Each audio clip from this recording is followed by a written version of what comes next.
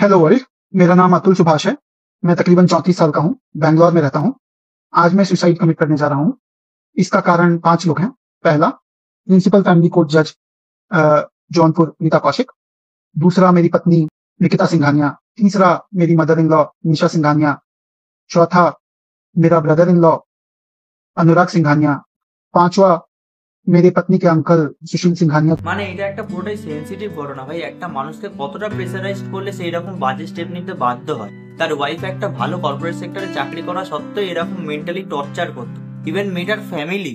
এই হচ্ছে gender equality. Same ঘটনা যদি একটা ছেলে একটা মেয়ের সাথে করতো তাহলে এতক্ষণে ক্যান্ডেল লাইট ডিনারে বেরিয়ে যেত সবাই রাস্তার মধ্যে। ফেসবুক, ইনস্টা, টুইটারে যে নিকিতা সিংঘানিয়ার ফটো ভাইরাল হয়েছে তার সাথে অতুল সুভাষের কোনো লিঙ্কই নেই। তার কারণ হচ্ছে এই মেয়েটা থাকে রায়পুরে আর অতুল সুভাষের স্ত্রী তার বার্থ প্লেস হচ্ছে জনপুরে এবং সে থাকে দিল্লিতে। এটা আমি না, নিউজই বলছে।